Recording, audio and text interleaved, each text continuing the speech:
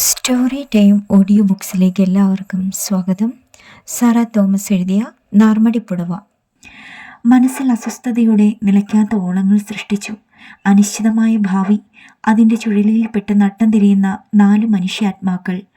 കസ്തൂരിയുടെ മരണത്തോടെ ലോകത്തെ ആകമാനം വൈരാഗ്യബുദ്ധിയോടെ മാത്രം നോക്കിക്കാണുന്ന അത്ത.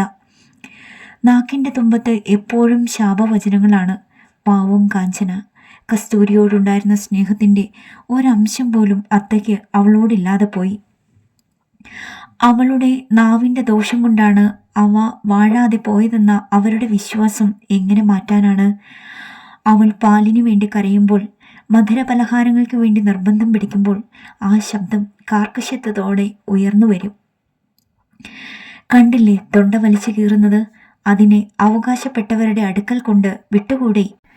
ആരെ കണ്ടുകൊണ്ടാണ്, എന്തു കണ്ടുകൊണ്ടാണ് നീ ഈ ഭാരം തലയിലേറ്റിയിരിക്കുന്നത്? ഈ ശകാരവർഷങ്ങളൊക്കെ തന്നെ ലക്ഷ്യമാക്കിക്കൊണ്ടുള്ളതാണെന്നുള്ള നേരിയ ഭാവം പോലുമില്ലാതെ, തിരിച്ചൊരക്ഷരം ഉരിയാടാതെ നരച്ച കുടുമ അഴിച്ചുകെട്ടി അംഗവസ്ത്രം തോളിലിട്ട് ഒന്നും സംഭവിക്കാത്തതുപോലെ പുറത്തേക്ക് ഇറങ്ങിപ്പോകുന്ന അപ്പ. തൻ്റെ കുടുംബം ഇരുട്ടി നേരം വെളുപ്പിക്കുക എന്ന ശ്രമകരമായ കൃത്യം ഏതു വിധത്തിൽ നിർവഹിക്കുന്നു എന്ന നോട്ടമില്ലാതെ, നാളെക്കുറിച്ച് വിചാരം കൂടാതെ വിട്ടുമാറാത്ത നഷ്ടബോധത്തിൻ്റെ പിടിയിൽ ഔചിത്യവും താൻ പോരുമയും നഷ്ടപ്പെട്ട് ദിനരാത്രങ്ങൾ തള്ളി നീക്കുന്ന ഒരു മനുഷ്യക്കോലം. നിരപ്പല്ലാത്ത എതിർ ദിക്കുകളിലേക്ക് കറങ്ങുന്ന വണ്ടിച്ചക്രങ്ങളുടെ മുഖം ഏറ്റി മുന്നോട്ട് നീങ്ങുന്ന ദുഷ്കരമായ പ്രവൃത്തി തൻ്റെ ചുമലിൽ വന്നപ്പോൾ അത്ഭുതമെന്ന് പറയേണ്ട, പതറിയില്ല, തളർന്നില്ല. തൻ്റെ മുന്നിൽ വ്യക്തമായ ഒരു ലക്ഷ്യമുണ്ടായിരുന്നു. തൻ്റെ മനസാന്നിധ്യത്തെ ഉറപ്പിച്ചു നിർത്തി ചേതനകളെ ഉത്തേജിപ്പിച്ചു പ്രവൃത്തിയുടെ മാർഗത്തിലേക്ക് തന്നെ തെളിയിപ്പിച്ചു വിട്ട ഒരു ലക്ഷ്യം. കാഞ്ചന. അവൾ വളരണം, വളർന്നു വലുതാകണം. അമ്മയില്ലാത്ത ദുഃഖം അറിയാതെ, അച്ഛൻ്റെ അവഗണനയുടെ ആഘാതം ഏൽക്കാതെ തൻ്റെ കാഞ്ചന വളരണം. മഠത്തിൽ നിന്ന് പെൻഷൻ പോലെ കിട്ടുന്ന 20 രൂപ മാസാദ്യം ഏൽപ്പിച്ചു കഴിഞ്ഞാൽ തൻ്റെ ചുമതല അവസാനിച്ചു എന്നാണ് അപ്പയുടെ നിലപാട്. വിളമ്പി വയ്ക്കുന്ന ആഹാരം നിശബ്ദം കഴിച്ച് കുറച്ച് സമയത്തേക്ക് ബെഞ്ചിൽ ചുരുണ്ടു കിടക്കുന്നത് കാണാം. പെട്ടെന്ന് സ്വസ്ഥതയില്ലാത്തതുപോലെ ചാടി എണീറ്റ് വീടിന് പുറത്തേക്ക് പോയി കഴിയും. വീട്ടുകാര്യങ്ങളെപ്പറ്റി ഒരു ശ്രദ്ധയോ അന്വേഷണമോ ഇല്ല. ചുക്കാനില്ലാത്ത തോണിയിലെ തുഴയാനറിയാത്ത യാത്രക്കാരിയായിരുന്നു താൻ. തങ്ങൾ ഇന്നും തകരാതെ ഈ ഭൂമുഖത്ത് അവശേഷിക്കുന്നു എന്നോർക്കുമ്പോൾ ഇപ്പോഴും മനസ്സിൽ അത്ഭുതമാണ്. ശങ്കരിമാമിയുടെ ആത്മാർത്ഥമായ സഹകരണം കൂടിയില്ലായിരുന്നുവെങ്കിൽ 3 നേരം ആഹാരം പോലും മുടങ്ങിയിരുന്ന ആദ്യഘട്ടങ്ങൾ. തനിക്ക് ആകെ കൂടി ഉണ്ടായിരുന്ന സ്വർണ്ണമാലയും മോതിരവും വീട്ടിലുള്ള വെങ്കലപാത്രങ്ങളെല്ലാം തന്നെയും പണയമായും പിന്നീട് വിലയ്ക്കും കൈമാറി കഴിഞ്ഞിരുന്നു. തുടർന്ന് എന്താണ് വേണ്ടതെന്ന് യാതൊരു രൂപവുമില്ലാതെ പതറി നിന്ന തന്നോട് ട്യൂഷൻ്റെ കാര്യം ഓർമ്മിപ്പിച്ചത് ശങ്കരിമാമിയാണ്. കുട്ടികളെ തേടിപ്പിടിക്കാൻ മുൻകൈയെടുത്തത് നന്ദുവും. എന്നിട്ടും അത്തയുടെ അനുവാദം നേടിയെടുക്കാൻ കുറേ ബുദ്ധിമുട്ടേണ്ടി വന്നു. അങ്ങനെ പല വീടുകൾ കയറിയിറങ്ങി, നീ ഒന്നും സമ്പാദിച്ചു കൊണ്ടുവരേണ്ട, പണമില്ലെങ്കിൽ അന്തസ്സായി പട്ടിണി കിടക്കാൻ പഠിക്കണം, അല്ലാതെന്ത്, നീ ചെറുപ്പമാണ്, വിധവയാണ്, ഈ കുടുംബത്ത് വന്നതൊക്കെ പോരെ, ഇനി കുറേ അപവാദങ്ങൾ കൂടി വരുത്തി വെക്കണോ? അവർക്ക് എന്തൊക്കെയാണ് പറഞ്ഞുകൂടാത്തത്? എത്ര വിശദീകരണം നൽകിയാലും അവരുടെ ചിന്താഗതിക്ക് മാറ്റം വരാൻ പോണില്ല എന്ന് ഇതിനോടകം മനസ്സിലാക്കിയിരുന്നു. പ്രത്യേകമായ ലോകമാണ് അവരുടേത് എന്ന് ശങ്കരിമാമി പറയാറുള്ളത് എത്ര ശരിയാണ്. ജീവിതത്തിൻ്റെ ബഹുമുഖമായ പ്രശ്നത്തെപ്പറ്റിയുള്ള ബോധം അവർക്ക് എന്നേ നഷ്ടപ്പെട്ട് കഴിഞ്ഞിരിക്കുന്നു. ചെറുപ്പം മുതൽ ഉപവാസങ്ങളും വ്രതങ്ങളും അനുഷ്ഠിച്ച്, കുടല് ചുരുക്കി, ജീരകവെള്ളവും തുളസിയിലയും ഭക്ഷിച്ച്, ജപങ്ങളും ഉരുവിട്ട് ഏതെങ്കിലും ഒരു മൂലയിൽ ചുരുണ്ടുകൂടാൻ അവർക്ക് കഴിഞ്ഞേക്കാം. പക്ഷേ കാഞ്ചനയുടെ കാര്യമോ? എന്തിന് ഒരു നേരം ഭക്ഷണമില്ലാതെ വരുമ്പോൾ തനിക്കുള്ള വിശപ്പോ? പണ്ടൊരു ഏകാദശി ദിവസം അപ്പാവുക്ക് ഇഡലി വിളമ്പിയ ശേഷം ബാക്കിയുള്ളത് താൻ ആർത്തിയോടെ തിന്നുപോയത്. അത്തയ്ക്ക് ആ കാര്യം അറിഞ്ഞപ്പോഴുള്ള ധാർമ്മിക രോഷം. ഇല്ല, അവരുടെ പഴക്കം കൊണ്ട് തുരുമ്പിച്ച ചിന്താഗതികൾ മാറ്റിയെടുക്കുക അസാധ്യമാണ്. പ്രത്യേകിച്ച് കസ്തൂരിയുടെ മരണം അവരുടെ മാനസികാവസ്ഥയെ അപ്പാടെ ഉലച്ചിരിക്കുന്ന ഈ സന്ദർഭത്തിൽ. ഏതായാലും 4 കുട്ടികൾ വീട്ടിൽ ട്യൂഷന് തുടങ്ങിയപ്പോൾ അത്തയെ ധിക്കരിക്കാതെ തന്നെ കാര്യം സാധിച്ചതിൽ ചില്ലറ ആശ്വാസമല്ല തോന്നിയത്. ജീവിതം ഒരു കണക്കിന് നിരങ്ങി കടന്നുകൊണ്ടിരുന്നു. മധ്യവേനൽ അവധിക്കാലം ട്യൂഷൻ കുട്ടികൾ ഒന്നൊന്നായി പൊഴിഞ്ഞു മാറി. തന്നോടുള്ള കരുതൽ കൊണ്ടാവണം ശങ്കരിമാവി മാത്രം ജയറാമിനെ അയച്ചിരുന്നത്. മേടച്ചൂടിൽ തെരുവ് മയങ്ങിക്കിടക്കുന്ന ഒരു മധ്യാഹ്നം. അപ്പ തെക്കേ മഠത്തിൽ പോയ അവസരം. അത്ത തളത്തിൽ നല്ല ഉറക്കം. പുറത്തെ കതകിന് മെല്ലെ മുട്ടുന്ന ശബ്ദം കേട്ട് ആരായിരിക്കുമെന്ന ആ ശങ്കയോടെയാണ് വാതിൽ തുറന്നത്. നന്ദുവിനെ കണ്ടപ്പോൾ അത്ഭുതമായിരുന്നു. ഈ പടികൾ കയറുവാൻ എങ്ങനെ ധൈര്യപ്പെട്ടു? കാരണം എന്താണെന്ന് തിരക്കാതെ താൻ വേവലാതിപ്പെട്ട് നിൽക്കവേ തെരുവിൽ അങ്ങോളം ഇങ്ങോളം കണ്ണുകൾ പായിച്ചിട്ട് ഒരു പരുങ്ങലോടെ അകത്തേക്ക് നന്ദ് കയറുകയായിരുന്നു. തന്നോട് സംസാരിക്കുന്നത് ആരെങ്കിലും കണ്ടാൽ പിന്നെ അത് ഒരു സംസാര വിഷയമാകരുതെന്ന് കരുതിയിട്ടാവും ഞാൻ വന്നത്. നന്ദു വാക്കുകൾ തപ്പിയെടുക്കാൻ ശ്രമപ്പെടുകയായിരുന്നു. ഉങ്കിട്ടെ കൊഞ്ചം പേശരുതക്കാകതെ ജിജ്ഞാസയോടെ പറയുന്നത് കേൾക്കാൻ ശ്രദ്ധിച്ചു നിന്നു. ഉന്നെ വെളിയിലെ ഒന്നും കാണറില്ലയേ കനകം? എന്നാ ആച്ച് നേത്തിക്കൂടെ അമ്മ ഉന്നെ പറ്റി പേശരുതക്ക് കേട്ടെ. ലീവിന് കുളന്തകൾ ട്യൂഷൻ നിർത്തിയിരിക്ക ഇല്ലയാ? താൻ മറുപടിയായി ഒന്നും പറയാത്തത് കൊണ്ടാവണം നന്ദ് തുടർന്നു. இந்த வேலையை மட்டும் நம்பிட்டு குடும்பம் நடத்துறது ரொம்ப கஷ்டமா இருக்கும். நீ ட்ரைனிங் பாஸ் ചെയ്ത ഏതാവത് സ്കൂളിൽ പെർമനന്റ് വേല നിശ്ചയമായി കിടക്കുമേ. നന്ദു മടിച്ചിട്ടിരുന്ന പോലെ നിർത്തി. നടപ്പില്ലാത്ത കാര്യങ്ങളെപ്പറ്റി പറഞ്ഞുകൊണ്ടുവരുന്നത് എന്തിനെന്നറിയാതെ വിസ്മയത്തോടെ ആ മുഖത്ത് നോക്കി നിൽക്കാനേ കഴിഞ്ഞുള്ളൂ. നാ ഒന്ന് ചൊല്ലട്ടുമേ, നീ കേൾക്കണം. അനുനയ സ്വരത്തിൽ പറഞ്ഞു തുടങ്ങുകയായിരുന്നു. അടുത്ത മാസത്തിലേ ഇരുന്ന് എനക്ക് ശമ്പളം വരും. ஆனால் நீ உன் படிப்புக்கு ஆகிற செலவை பற்றி கவலைப்படா வேண்டா, நான் கொடுப்பேன். இந்த விஷயம் நம்ம 2 பேரும் மட்டுം தெரிஞ்சா പോരുമേ. ആ കണ്ണുകളിലെ ആത്മാർത്ഥതയിൽ സംശയമുണ്ടായിരുന്നില്ല. ബാല്യകാല സൗഹൃദം ഇനിയും മറന്നിട്ടില്ലെന്നോ? ഹൃദയത്തിൽ ചാരിതാർത്ഥത്തിൻ്റെ കുളിർമ. എങ്കിലും ആ സഹായഹസ്തം സ്വീകരിക്കാൻ തനിക്ക് പാടുള്ളതാണോ? സമുദായത്തിൻ്റെ വിലക്കുകൾ. താനൊരു വിധവയാണ്. ഒരന്യപുരുഷനുമായി ഏതു വിധത്തിൽ ബന്ധപ്പെട്ടാലും. കനകം, എന്താ യോജിക്കറേ നീ? ഇപ്പോ ആവത് എന്നെ ഉൻ സഹോദരനാ നിനയ്ക്ക മുടിയാതാ? ഞെട്ടി തലയുയർത്തി നോക്കി. ആ നല്ല മനസ്സിനെ വ്രണപ്പെടുത്തുന്നതിൽ കുണ്ഠിതം തോന്നിയെങ്കിലും ഭീമിഷ്ടത്തോടെ പറഞ്ഞൊപ്പിക്കുക തന്നെ ചെയ്തു. വേണ്ട, ഞാൻ ഇപ്പടിയേ ഇരിക്കേൻ. ആ കണ്ണുകളിലെ ഇച്ഛാഭംഗം കണ്ടില്ലെന്ന് നടിച്ചു. ഇനി എന്തു പറയണമെന്ന് നിശ്ചയമില്ലാത്തതുപോലെ നിമിഷ നേരത്തേക്ക് നന്ദുവും കുഴങ്ങി നിന്നു. ഉനക്ക് ഇഷ്ടമില്ലേ എന്നാ ഞാൻ ഉന്നെ നിർബന്ധിക്കുമാട്ടെ. ആനാ ഉനക്ക് എപ്പോ ആവശ്യമാ അപ്പോ ഞാൻ സഹായം പണിത്തരാം. അതേ മറക്കാതെ.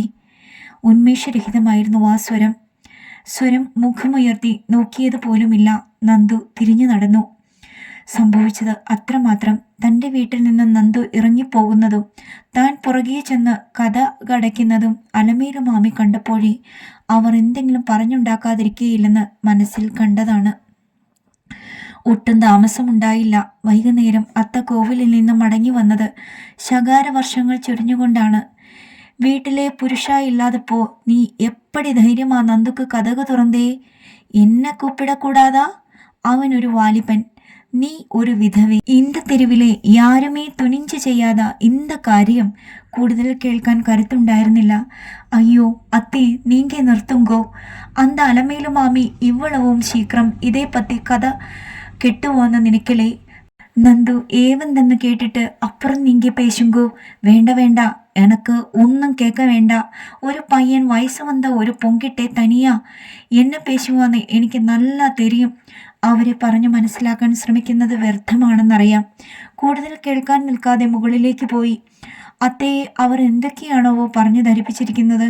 ഇനിയും ഈ സംഭവം മറന്നു കിട്ടുന്നതുവരെ കുത്തുവാക്കുകളും ശകാരങ്ങളുമായിരിക്കും. അത്തയോട് പറഞ്ഞത് സഹിക്കാം, മറ്റാരോടും നുണയ്ക്കാതിരുന്നെങ്കിൽ. പക്ഷേ താൻ ആശിച്ചതിലും സംഗതി വളരെ വഷളായി കഴിഞ്ഞു എന്ന് പുറകെയാണ് മനസ്സിലായത്. ശങ്കരിമാമി 2 ദിവസം അടുപ്പിച്ചു വരാതിരുന്നപ്പോൾ വീട്ടിൽ ജോലി തിരക്കായിരിക്കുമെന്നേ കരുതിയുള്ളൂ. 3-ാം ദിവസം ട്യൂഷന് വന്ന ജയറാമിനോട് തിരക്കിയപ്പോഴാണ് വിവരം അറിഞ്ഞത്. നന്ദു തൻ്റെ വീട്ടിൽ വന്ന കാര്യം ശങ്കരിമാമിയുടെ ചെവിയിലെത്തിയിരിക്കുന്നു. നന്ദുവിനെ എന്തൊക്കെയോ ദേഷ്യപ്പെടുകയുണ്ടായി. നന്ദുവും തിരിച്ച് തട്ടിക്കയറിയത്രേ. ഈ തെരുവിലുള്ളവരുടെ മനസ്സും തെരുവുകൾ പോലെ ഇടുങ്ങിയതാണെന്നോ, ഇവിടെ ജീവിച്ചാൽ ശ്വാസം മുട്ടി മരിക്കുമെന്നോ ഒക്കെ ജയറാമിൻ്റെ ഭാഷയിൽ പറഞ്ഞാൽ അപ്പോ നന്ദു അണ്ണാവുടെ മുഖത്തെ പാക്കണം. ഒരേ ഷോപ്പായിരുന്നത്. അതുക്കപ്പുറം സൈക്കിളിലേറി വേഗമായി എങ്കയോ പോനാൻ. கனகக்கா இதை பற்றி உங்கிட்டே சொல்ல வேண்டான்னு அம்மா கட்டாயம் சொல்லியிருந்ததா? அம்மா கிட்டே ഒന്നും ചൊല്ലിക്കൂടാതെ പാത്തിയാ.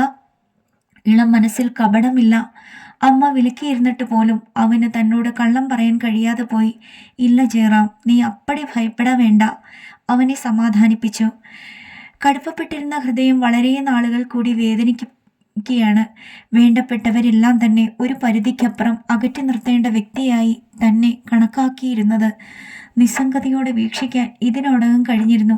പക്ഷേ തൻ്റെ അകവും പുറവും ഒന്നുപോലെ അടുത്തറിഞ്ഞിട്ടുള്ള ഇതുവരെ തൻ്റെ ഏക ആശ്വാസമായിരുന്ന ശങ്കരിമാമി കൂടെ തന്നെ തെറ്റിദ്ധരിക്കുന്നത്. പുരുഷനിൽ നിന്ന് ഇത്രയധികം അകറ്റി നിർത്തേണ്ടവളാണോ വിധവ? തന്നോട് സംസാരിച്ചെന്ന് കരുതി നന്ദുവിന് എന്തു കുറവ് സംഭവിച്ചെന്നാണ്?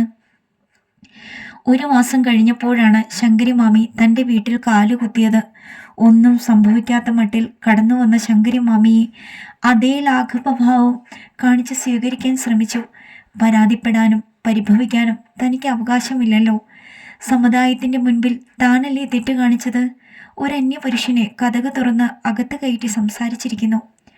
അത്രയും ദിവസങ്ങൾ തന്നെ അന്വേഷിക്കാൻ നേരം കിട്ടാത്തതിനുള്ള കാരണങ്ങളായി പലവിധ ബദ്ധപ്പാടുകളെയും അടിക്കടി വന്ന ജലദോഷത്തെയും ഒക്കെ കുറിച്ച് പറഞ്ഞപ്പോൾ ഖേദമാണ് തോന്നിയത്. അങ്ങനെ ഒരു വിശദീകരണം തനിക്ക് നൽകുന്നതിന് ശങ്കരിമാമി ബന്ധപ്പെടേണ്ടതില്ലല്ലോ. തന്നെ കൊണ്ട് എന്താവശ്യമുണ്ടെങ്കിലും മുഖവുര കൂടാതെ തുറന്നു പറയാനുള്ള സ്വാതന്ത്ര്യമില്ലേ? പക്ഷേ പറഞ്ഞു കേട്ടപ്പോൾ അവിശ്വസനീയമായ ആശ്ചര്യത്തിൻ്റെ പിടിയിൽ അമർന്ന ഒരു നിമിഷം ഇരുന്നു പോയി. നന്ദുവിന് അമേരിക്കയിൽ പോകാൻ ഒരു സ്കോളർഷിപ്പ് കിട്ടിയിരിക്കുകയാണ്. വിവരത്തിന് കമ്പി വന്നിട്ട് 2 ദിവസങ്ങളേ ആയിട്ടുള്ളൂ. മാസാമാസം $500 സ്റ്റൈഫൻഡ് കിട്ടുന്നത്.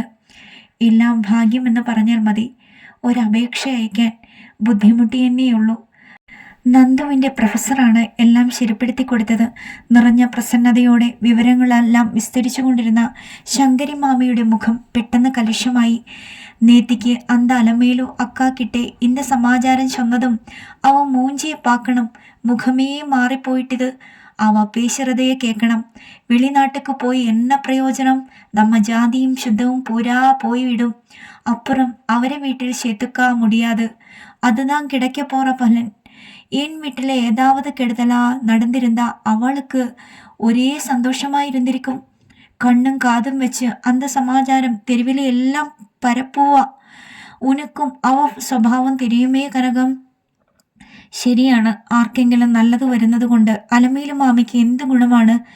ഏതെങ്കിലും കുറ്റവും കുറവും ഉണ്ടെങ്കിലല്ലേ 4 പേരോട് പറഞ്ഞു പരത്തുന്നതിന് രസമുള്ളൂ. പക്ഷേ മനസ്സിൽ തോന്നിയത് പുറത്ത് പറഞ്ഞില്ല. കനകം, ഇത്തിന നാൾ ഞാൻ ഇங்கே വരാതിരുന്നതൊക്കെ വേറെ ഒരു കാരണവുമില്ലേ? മനസാക്ഷി കുത്തലുകൾ കൊണ്ട് വിമിഷ്ടപ്പെടുന്ന ആ മുഖം കണ്ടപ്പോഴേ നന്ദു തന്നെ കാണാൻ വന്ന സംഭവത്തെക്കുറിച്ചാണ് പറയാൻ തുടങ്ങുന്നത് എന്നറിയാമായിരുന്നു. അന്നിക്ക് നന്ദു ട്യൂഷനെ പറ്റി ഉങ്കിട്ടെ എന്നമോ ചൊല്ല വന്താൻ ഇല്ലയോ? അതെ, അലമേലു അക്ക അപ്പടിയോ പാത്തിരിക്ക.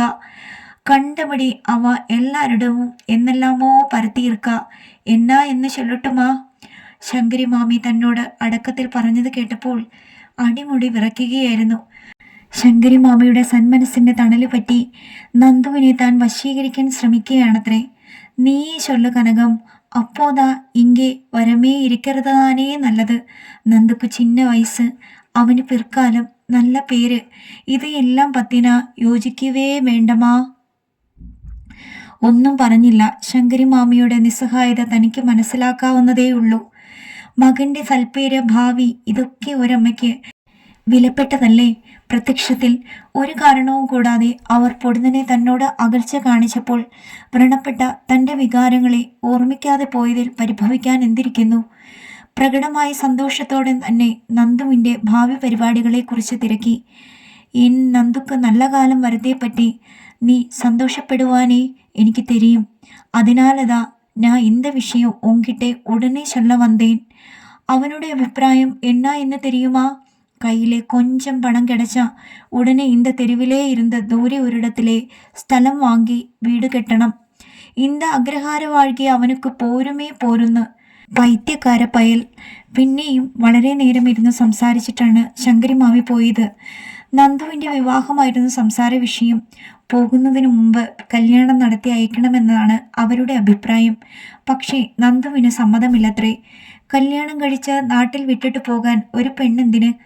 നടരാജ മാമയുടെ അഭിപ്രായവും കല്യാണം പുറകെ മതിയെന്നാണ്.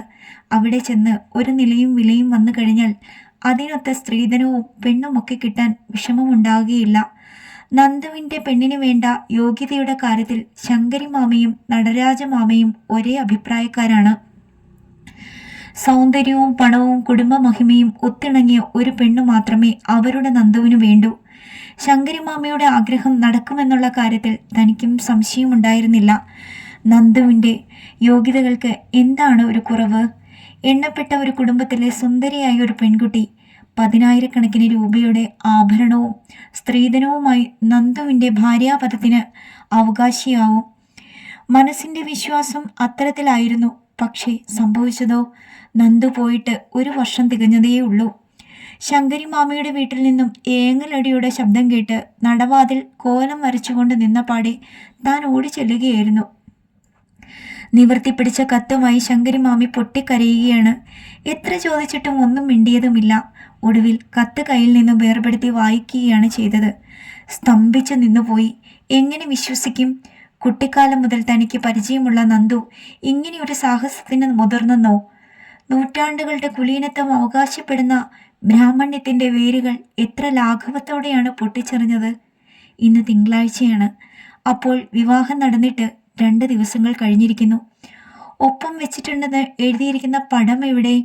മുറിയുടെ മൂലയിൽ നെടുകെ കീറി ചുരുണ്ടു കിടക്കുന്ന പടത്തിൽ അപ്പോഴാണ് കണ്ണുകൾ പതിഞ്ഞത്. ജിജ്ഞാസയുടെ ഉൾത്തള്ളലോടെ കയ്യിലെടുത്തു. വിരലുകൾ കൊണ്ട് മിനുസപ്പെടുത്തി ഇട്ടു നോക്കി. കണ്ണുകൾ നിരാശയോടെ പിൻവലിഞ്ഞു. ഒരു അതിസുന്ദരിയെയാണ് പ്രതീക്ഷിച്ചത്. അതിനു പകരം നന്ദുവിനോളം തന്നെ പൊക്കവും വണ്ണവും അതിലേറെ പ്രായവും തോന്നിക്കുന്ന ഒരു സാധാരണ അമേരിക്കൻ വനിത.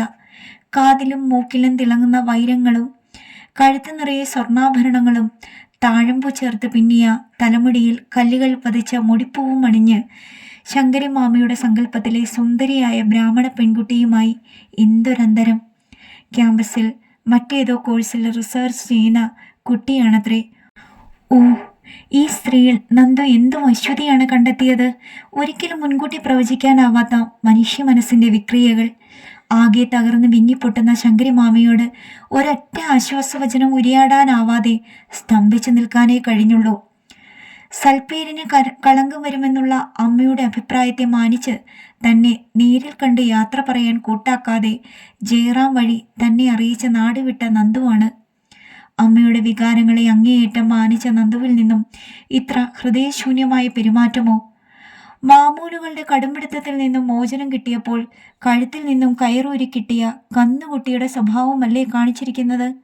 മുന്നും പിന്നും നോക്കാതെയുള്ള ഈ എടുത്തുചാട്ടത്തിനും മനസ്സിൽ എത്ര തെരച്ചിൽ നടത്തിയിട്ടും മറ്റൊരു വിശദീകരണം കണ്ടെത്താൻ കഴിഞ്ഞില്ല. ഒരു പക്ഷേ തങ്ങളുടെ സാമൂഹ്യ വ്യവസ്ഥിതിക്ക് ഇത്രയധികം വേലിക്കെട്ടുകൾ ഇല്ലായിരുന്നുവെങ്കിൽ നന്ദു തന്നെ വിവാഹം കഴിക്കാൻ ഒരുമ്പിടുമായിരുന്നു. നന്ദുവും താനും തൻ്റെ കൗമാര മനസ്സിൽ പലപ്പോഴും മിന്നിമറിഞ്ഞ ആ സുന്ദര സങ്കല്പങ്ങൾ നന്ദുവും മനസ്സിൻ്റെ നിശബ്ദതയിൽ തന്നെക്കുറിച്ച് സ്വപ്നങ്ങൾ നെയ്തിരിക്കുകയില്ലേ? ഓ, തനിക്ക് എന്തു പറ്റി? കയറൂരി വിട്ടാൽ മനസ്സിന് എവിടെയൊക്കെയാണ് ചെന്നെത്താൻ കഴിയാത്തത്? വിദൂരമല്ലാത്ത ഭാവിയിൽ നടത്തപ്പെടേണ്ട കാഞ്ചനയുടെ വിവാഹത്തെപ്പറ്റി ചിന്തിച്ചു തുടങ്ങിയത് തന്നെ അത് എവിടെ വരെ കൊണ്ടെത്തിച്ചിരിക്കുന്നു? വളരെ നാളുകൾ കൂടി വെറുതെ ഇരിക്കാൻ കുറേ സമയം കിട്ടിയതാണ് അബദ്ധമായി പോയത്. വേഗം എണീറ്റു. കാഞ്ചനയുടെ തിരണ്ടുകുളി പ്രമാണിച്ചെടുത്ത അവധി ഇന്നോടെ അവസാനിക്കുകയാണ്. ചെയ്തു തീർക്കേണ്ടതായ പലവിധ ജോലികളെക്കുറിച്ച് വീണ്ടും വിചാരമില്ലാതെ താൻ മനോരാജ്യം കണ്ട് സമയം പാഴാക്കുകയും. മുഷിഞ്ഞ സാരികളും മറ്റു വസ്ത്രങ്ങളുമൊക്കെ നനച്ചു വിരിച്ചു കഴിഞ്ഞപ്പോൾ തേച്ചു മിനുക്കി വെയിലത്ത് വെച്ചിരുന്ന വെങ്കല പാത്രങ്ങൾ ഉണങ്ങിക്കഴിഞ്ഞിരുന്നു. തലേ ദിവസം ശങ്കരി മാമയുടെ വീട്ടിൽ നിന്നും വെപ്പ് പണിക്കായി കടമെടുത്തതാണ്.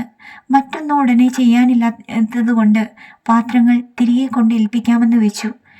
രാവിലത്തെ വീട്ടുജോലികളെല്ലാം ഒതുക്കി ശങ്കരി മാമി തുടച്ച് വൃത്തിയാക്കിയിട്ടിരിക്കുന്ന തളത്തിൽ ചേലയുടെ ഒരറ്റം വിരിച്ച് സിമെന്റിൻ്റെ തണുപ്പ് പറ്റി വിശ്രമിക്കുകയാണ്.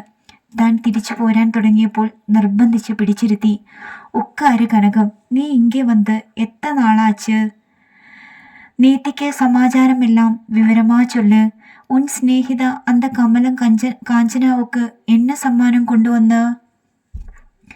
തലേ ദിവസത്തെ ചെലവിനെക്കുറിച്ചും വന്ന ആളുകളെക്കുറിച്ചും കാഞ്ചനയ്ക്ക് കിട്ടിയ സമ്മാനങ്ങളെക്കുറിച്ചും ശങ്കരി മാമിയുടെ തുടരെയുള്ള ചോദ്യങ്ങൾക്ക് ഉത്തരം പറഞ്ഞ് കുറേ സമയം അവിടെ ഇരുന്നു. പോകാൻ എണീറ്റപ്പോൾ ശങ്കരി മാമി പറഞ്ഞു, ഓ, ഒരു വിഷയം ഉങ്കിട്ടെ കേൾക്ക മറന്നു പോനെ. ഉൻ പ്രമോഷൻ എന്നാ ആച്ച്? മാമ, അതേ പറ്റി നേത്തിയും എങ്കിട്ടെ കേട്ടാർ. ഇതേവരെയും ഒന്നും ആഹ്ലേ, കിടച്ചാ നന്നായിരിക്കും. കട്ടായം ഉനക്ക് കിടക്കും. ഭഗവാനുക്ക് നീ പെടുന്ന കഷ്ടം തെരിയുമേ. മാമി ചൊന്നപ്പടി നടന്ന എന്നോട് ഭാഗ്യം. വേറെ എന്നാ ചൊല്ലറത്? കഴിഞ്ഞ 2-3 ദിവസങ്ങളിലെ ബദ്ധപ്പാടിൽ മിക്കവാറും മറന്നുകിടന്ന ഓഫീസ് കാര്യങ്ങൾ അതോടെ ചിന്തകളെ വീണ്ടും കീഴടക്കാൻ തുടങ്ങി. ഉച്ചയൂണ് കഴിഞ്ഞ് വെറുതെ കിടന്നപ്പോൾ പ്രമോഷന്റെ കാര്യമാണ് മനസ്സിൽ നിറഞ്ഞു നിന്നത്. ഒരാഴ്ചക്കകം എല്ലാം ശരിപ്പെടുമെന്നാണ് സുന്ദരംപിള്ള സാറ് പറഞ്ഞിരിക്കുന്നത്. ഒരു പക്ഷേ ഇന്ന് തന്നെ അറിയാൻ സാധിച്ചെന്ന് വന്നേക്കാം. മനസ്സിൽ ജിജ്ഞാസ ഒരു അസ്വസ്ഥതയായി വളരുകയായിരുന്നു. കാഞ്ചനയുടെ തിരണ്ടുകുളി നടത്തി സ്കൂളിൽ അയച്ച സ്ഥിതിക്ക് തനിക്കും ഇന്ന് ഓഫീസിൽ പോകാമായിരുന്നു. ഒരു UD ആവുക, 7 വർഷത്തെ ആത്മാർത്ഥമായ സേവനത്തിന് അങ്ങനെ ഒരു അംഗീകാരം നേടാൻ കഴിഞ്ഞിരുന്നുവെങ്കിൽ അതിലൊരു സംശയവും വെച്ച് പുലർത്തേണ്ടതില്ലെന്നല്ലേ സുന്ദരംപിള്ള സാറ് വീണ്ടും വീണ്ടും പറഞ്ഞത്? കനകാമ്പാൾ, ഒന്നുകൊണ്ടും ഭയപ്പെടാനില്ല. ഞാൻ അത്ര സ്ട്രോങ് ആയി റെക്കമെൻഡ് ചെയ്തിട്ടുണ്ട്. പിന്നെ 5 വേക്കൻസികളല്ലേ ഉള്ളത്. ഇനി മേലിലുള്ളവർക്ക് കൈമണിക്കാരെയോ ബന്ധുക്കളെയോ മറ്റോ കുത്തിത്തിരുകണമെങ്കിൽ അതിനും പ്ലേസ് ഉണ്ടല്ലോ. സുന്ദരമുള്ള സാറിൻ്റെ പ്രവചനങ്ങൾ സാധാരണയായി ശരിയാകാറുള്ളതാണ്. നമ്മുടെ സോമനെ ഐഡിയിൽ വിട്ടേക്കും. രംഗസ്വാമിക്ക് സെക്ഷൻ മാറ്റമാണ്. കാരണം ചോദിക്കരുത്. PFൽ ഒരു റൊമാൻസ് മൂത്ത് വരുന്നുണ്ട്. പാർട്ടികൾ ആരാണെന്ന് തിരക്കരുത്. അടുത്ത് തന്നെ. നിങ്ങൾക്ക് കല്യാണം കൂടിയാൽ പോരെ? ഊണ് കഴിഞ്ഞ് സെക്ഷനിൽ ഇരുന്ന് വിസ്തരിച്ച് മുറുക്കുമ്പോൾ പറയുന്ന യാതൊരു സ്ഥിരീകരണവുമില്ലാത്ത ഇത്തരം വാർത്തകളൊക്കെ തന്നെ പിന്നീട് നടന്നിട്ടുമുണ്ട്. അല്ലെങ്കിലും ഏത് തരത്തിൽ നോക്കിയാലും ഈ പ്രാവശ്യം തനിക്ക് പ്രമോഷൻ കാണുമെന്ന് ഏകദേശം തീർച്ചപ്പെടുത്താവുന്നതല്ലേ. LDC ആയി 7 വർഷം സർവീസ് പൂർത്തിയാക്കിയിരിക്കുന്നു. തന്നോടൊപ്പം ജോലിയിൽ പ്രവേശിച്ച മറ്റ് LDCകളേക്കാൾ പ്രായം കൊണ്ടുള്ള സീനിയോറിറ്റികളുമുണ്ട്. അതിനു പുറമെ സുന്ദരംപിള്ള സാറിൻ്റെ ഉഗ്രൻ റെക്കമെൻഡേഷനും തൻ്റെ സഹപ്രവർത്തകരെ പോലെ 18 വയസ്സിൽ തന്നെ ജോലിയിൽ പ്രവേശിക്കാൻ കഴിഞ്ഞിരുന്നെങ്കിൽ ഇന്ന് 12 വർഷം സർവീസുള്ള ഒരു UDC ആകുമായിരുന്നു. അതെങ്ങനെ? വീടിൻ്റെ 4 ചുവരുകൾക്കപ്പുറത്ത് ഒരു ജോലി തേടി പിടിച്ചെടുക്കാനുള്ള തൻ്റെയിടം വന്നപ്പോൾ വയസ്സ് 23 കഴിഞ്ഞിരുന്നു. അതും തൻ്റെയിടം കൊണ്ടെന്ന് പറയുന്നതെങ്ങനെ? ഓർക്കാപ്പുറത്ത് വിധി ഒരുക്കി കൊടുത്തു, അത്രമാത്രം. വർഷങ്ങൾക്ക് മുമ്പ് ഒരു ദീപാവലി ദിവസം ഒരാഴ്ച മുൻകൂട്ടി തന്നെ പതിവ് പോലെ അയൽ വീടുകളിൽ പടക്കത്തിൻ്റെ ശബ്ദം മുഴങ്ങി തുടങ്ങിയിരുന്നു. സന്ധ്യ മയങ്ങുമ്പോൾ പൂത്തിരികൾ തെരുവിൽ നക്ഷത്രങ്ങൾ വിതറിയിരുന്നു. സ്ത്രീകളും കുട്ടികളും ഒത്തുകൂടുന്ന ഇടങ്ങളിൽ ദീപാവലി മധുര പലഹാരങ്ങളെയും പുത്തൻചേരുകളെയും കുറിച്ചുള്ള ചർച്ചകൾ. എല്ലാം കണ്ടും കേട്ടും നിറകണ്ണുകളോടെ തൻ്റെ പുറകെ ശാഠ്യം പിടിച്ചു നടക്കുന്ന കാഞ്ചന. അവളുടെ കൂട്ടുകാരി പത്മയ്ക്ക് അച്ഛൻ 25 രൂപയുടെ കാഞ്ചീപുരം പട്ടുപാവാടയാണ് ബനാറസി ഹാളിൽ നിന്നും വാങ്ങിക്കൊടുത്തിരിക്കുന്നത്. ഗണേശൻ്റെ പാട്ടി മൈസൂർ പാവും ഉക്കാരയും പക്കാവടയും ഉണ്ടാക്കി കൊടുക്കാമെന്ന് ഏറ്റിരിക്കുകയാണ്. പലഹാര ചെലവുകൾക്കായി മാത്രം അവൻ്റെ അപ്പ 20 രൂപ പാട്ടിയെ ഏൽപ്പിച്ചിരിക്കുകയാണത്രേ. ദീപാവലിക്ക് 3-4 ദിവസങ്ങൾ മുൻകൂട്ടി തന്നെ അവനും പാട്ടിയും കൂടെ ചാലയിൽ പോയി കടലമാവും പഞ്ചസാരയും ഒക്കെ വാങ്ങാനിരിക്കുകയാണ്. സരസ്വതിയുടെ വീട്ടിലാണെങ്കിൽ അവളുടെ അക്കാവും ഭർത്താവും തലേ ദീപാവലിക്ക് വീട്ടിൽ വിരുന്നു വന്നിട്ടുണ്ട്. എടുത്താൽ പൊങ്ങാത്ത ഒരു കെട്ട് പടക്കക്കോപ്പുകളാണ് കുട്ടികൾക്കായി കൊണ്ടുവന്നിട്ടുള്ളത്. എല്ലാവർക്കും പുതുവസ്ത്രങ്ങൾ, പടക്കങ്ങൾ, കളിക്കോപ്പുകൾ, മധുര പലഹാരങ്ങൾ. എനിക്ക് പട്ടാസും വേണ്ട, ദീപാവലി ഭക്ഷണങ്ങളും വേണ്ട. ഒരു പട്ടുപാവാട മട്ടും വാങ്ങിത്താ ചിത്തി. അവളുടെ കണ്ണീര് തൻ്റെ ഹൃദയത്തിൽ സൃഷ്ടിച്ച ദുഃഖത്തിൻ്റെ കയങ്ങൾ. മാസാവസാനം നേരത്തെ കൂട്ടിയെത്തിയിരിക്കുന്ന ദീപാവലി ആഘോഷിക്കാൻ തൻ്റെ പക്കൽ ഒന്നുമില്ലെന്നുള്ള സത്യം അവളെ എങ്ങനെ പറഞ്ഞു മനസ്സിലാക്കാനാണ്? അത്തയ്ക്കുള്ള കുഴമ്പും കഷായവും പോലും 2 ആഴ്ചകളായി മുടങ്ങിക്കിടക്കുകയാണ്. ശങ്കരി മാമയോട് കഴിഞ്ഞ മാസം കടം വാങ്ങിയ 10 രൂപ ഇനിയും വീട്ടിയിട്ടില്ല. എത്രയൊക്കെ ആലോചിച്ചിട്ടും മനസ്സിൽ ഒരു മാർഗമേ കണ്ടുള്ളൂ. വേലുപ്പുള്ള മജിസ്ട്രേറ്റിന്റെ കയ്യിൽ നിന്നും അദ്ദേഹത്തിന്റെ മകളുടെ 2ാമത്തെ ട്യൂഷൻ ഫീസ് അഡ്വാൻസ് വാങ്ങുക. 4 വർഷങ്ങളായി കുട്ടികൾക്ക് ട്യൂഷൻ എടുത്താണ് കഴിഞ്ഞിരുന്നതെങ്കിലും ഇങ്ങനെയൊരു കടബാധ്യതയ്ക്ക് ഒരുമ്പെട്ടിട്ടില്ല. അതിന് തക്ക സാമ്പത്തിക സൗകര്യമുള്ള വിദ്യാർത്ഥികളും തനിക്കില്ലായിരുന്നു എന്നുള്ളത് മറ്റൊരു കാര്യം. ഇപ്പോൾ ഓർക്കുമ്പോഴും ആ ട്യൂഷൻ ഏർപ്പാട് ചെയ്തു തന്ന ദേവരാജ മാമയോട് കടപ്പാട് തോന്നിപ്പോവുകയാണ്. മജിസ്ട്രേറ്റിന്റെ വീട്ടിൽ പതിവ് പോലെ ബോളിയും ലഡുവും ഉണ്ടാക്കി കൊടുക്കാൻ പോയപ്പോൾ യാദൃശ്ചികമായി മാമ ട്യൂഷന്റെ കാര്യം കേട്ടതാണ്. ഉടൻ തന്നെ തൻ്റെ കാര്യം ഓർമ്മിച്ചു. വിവരം വന്ന് അറിയിക്കുകയായിരുന്നു. അദ്ദേഹത്തിന് ആ സൽബുദ്ധി തോന്നിയത് തൻ്റെ ഭാഗ്യം. അവിടെ പോയി പഠിപ്പിക്കണമെന്നുള്ള ബുദ്ധിമുട്ടേയുള്ളൂ. നല്ല മനസ്ഥിതിയുള്ള ആളുകൾ. എത്ര സൗഹാർദ്ദത്തോടെയാണ് പെരുമാറ്റം. എങ്കിലും നല്ലൊരു ദിവസം വരുമ്പോൾ കടം ചോദിക്കുന്നത്. വളരെ മടിയോടെയാണ് അവിടെ ചെന്നത്. ഭാഗ്യത്തിന് അദ്ദേഹം വീട്ടിലുണ്ടായിരുന്നു. തൻ്റെ മുഖത്തെ ദൈന്യഭാവം കണ്ടിട്ടാവണം വീട്ടുകാര്യങ്ങളൊക്കെ തിരക്കാൻ മെനക്കെട്ടത്. നനച്ചിരിക്കാതെ കുറേയൊക്കെ പറഞ്ഞുപോയി. എല്ലാം കേട്ട് കഴിഞ്ഞപ്പോൾ അദ്ദേഹം വായിച്ചു കൊണ്ടിരുന്ന പത്രം തൻ്റെ നേരെ നീട്ടി. ടീച്ചർ, ഇത് കണ്ടോ? അക്കൗണ്ട് ഓഫീസിൽ ക്ലറിക്കൽ പോസ്റ്റിനുള്ള അപേക്ഷകൾ ക്ഷണിച്ചിരിക്കുകയാണ്.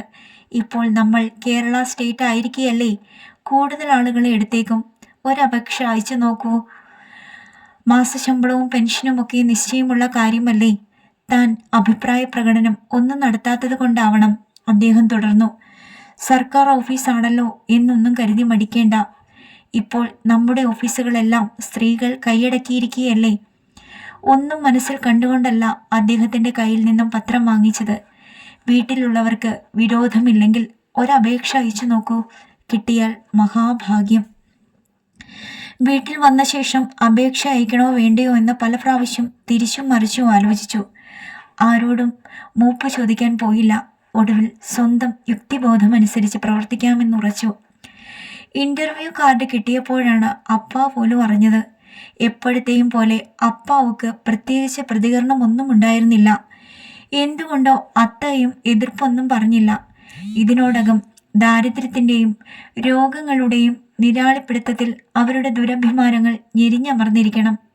പക്ഷേ ആ സംഭവം തെരുവിൽ ഒരു കോളിളക്കം തന്നെ സൃഷ്ടിച്ചു. പല വീട്ടിലും താനൊരു ചർച്ചാ വിഷയമായി. സ്ത്രീകളുടെ ഇടയിലുള്ള ഈ വക അപവാദ പ്രചാരണങ്ങൾ കേട്ട് തഴമ്പിച്ചിരുന്നത് കൊണ്ട് കാര്യമാക്കാൻ പോയില്ല. പക്ഷേ സമുദായ പരിഷ്കർത്താക്കൾ എന്ന് സ്വയം അഭിമാനിച്ചിരുന്ന വിദ്യാഭ്യാസമുള്ള കുറെ ചെറുപ്പക്കാർ അപ്പാവുടെ നേരെ ഭീഷണി വരെ പ്രയോഗിക്കാൻ മുതിർന്നപ്പോൾ താൻ വളരെ പണിപ്പെട്ട് നിലനിർത്തിയ ഇച്ഛാശക്തി പോലും തളർന്നു പോകുമോ എന്ന് ഭയപ്പെട്ടു പോയി. തളത്തിൽ വെച്ച് നടന്ന ആ രംഗം ഒരിക്കലും തനിക്ക് മറക്കാൻ കഴിയുമെന്ന് തോന്നുന്നില്ല. താഴെ പതിവില്ലാതെ ഉച്ചത്തിലുള്ള സംസാരം കേട്ടാണ് മച്ചിൽ നിന്നും താഴെ വന്നത്. കോണിച്ചോട്ടിൽ അറച്ചു നിന്നുപോയി. തമ്മൻ തെരുവിലെ ട്യൂബ് ലൈറ്റും റേഡിയോയുമൊക്കെയുള്ള ആ വീട്ടിലെ വക്കീൽ വെങ്കിട്ടരമണ അയ്യരാണ്. പണം മോഹിച്ച് ഏതോ കുഗ്രാമത്തിൽ നിന്നും കഴുത്ത് നിറയെ പണ്ടങ്ങളണിഞ്ഞ കോന്ത്രപ്പല്ലുള്ള ഒരു പെൺകുട്ടിയെ വിവാഹം കഴിച്ചു കൊണ്ടുവന്നിട്ട് വൈകുന്നേരം സന്ധ്യാപൂജ തൊഴാൻ പോയി വരുന്ന പെൺകുട്ടികളെ കോവിൽ നടയിൽ മാറി നിന്ന് ദാഹത്തോടെ നോക്കി ദഹിപ്പിക്കുന്ന വിദ്വാൻ. അപ്പാവോട് അയാൾ വീറോടെ സംസാരിക്കുന്നത് എന്തിനെ പറ്റിയാണെന്ന് വെറുതെ ശ്രദ്ധിച്ചെന്നേ ഉള്ളൂ. ഒരു വിധവയെ അന്ത സർക്കാർ ഓഫീസിലെ തോന്തിനപ്പടി നടന്നുക്ക എന്ത് ധൈര്യത്തിലെ നീങ്കാനുപ്പിനെ. അതോ കീഴ്ജാതിക്കാർ മാത്രമല്ല, ക്രിസ്ത്യൻകളും മുസ്ലിങ്ങളും ഉള്ളു ഇടത്തിലെ. ജാതി മര്യാദയെ തൂക്കിപ്പോടണമെന്ന് നിശ്ചയ ഏതാവത് അവമാനകരമാ നടന്ന ഇന്ത് തെരുവിലെ യാരുമേ ഉൻപക്കം വരമാട്ട തെരിഞ്ചുക്കോ. അയാൾ അമർത്തി ചവിട്ടിപ്പോയി കഴിഞ്ഞിരുന്നു. അയ്യോ ദൈവമേ, ഇവ എന്ന നിമ്മതിയെ ശാഖക്കൂടെ വിടമാട്ടാമാ. എൻ ജാതിക്കാരുടെ ഉദവിയില്ലാമൽ എപ്പടി വാഴ്ക മുടിയും. ആകെ തളർന്നതുപോലെ അപ്പ തലയിൽ കൈ കൊടുത്ത് ഇരുന്നു പോയി. സർവാംഗം വിറഞ്ഞു തുള്ളുകയായിരുന്നു. മനസ്സിൽ പ്രതിഷേധത്തിൻ്റെ പെരുമ്പറ മുഴങ്ങുകയാണ്. ബ്രാഹ്മണ്യത്തിൻ്റെ പരിശുദ്ധി സംരക്ഷിക്കുവാൻ വെമ്പൽ കൂട്ടുന്ന ഈ കൂട്ടർക്ക് ആഹാരം, വസ്ത്രം, ഈ വക മനുഷ്യൻ്റെ പ്രാഥമിക ആവശ്യങ്ങൾക്ക് പണം കൂടിയേ തീരുമെന്ന് അറിഞ്ഞുകൂടാത്തതാണോ? അപ്പാവുടെ ചുക്കിച്ചുളഞ്ഞ കവിൾത്തടത്തിലൂടെ 2 നീർച്ചാലുകൾ. കസ്തൂരിയുടെ മരണത്തിന് ശേഷം അപ്പ കരഞ്ഞു കാണുകയാണ്. താൻ എന്താണ് വേണ്ടത്? സ്വാർത്ഥിയും അഹംഭാവിയുമായ ഒരു മനുഷ്യന്റെ ഭീഷണിക്ക് വഴങ്ങണോ? ഒരു നിമിഷത്തേക്ക് മനസ്സ് പതറി. ഇല്ല ഇല്ല, താൻ ദുർബലയായിക്കൂടാ.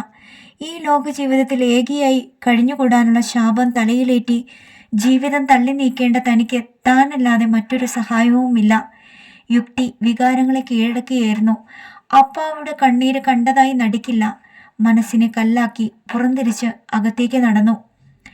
ദൈവാധീനം കൊണ്ട് ഈ ദീർഘകാലയളവിൽ ജോലിക്കാര്യത്തിൽ യാതൊരു വീഴ്ചയും വരുത്താതെ കഴിഞ്ഞു. ഫയലുകൾ ജാഗ്രതയോടെ കൈകാര്യം ചെയ്തു.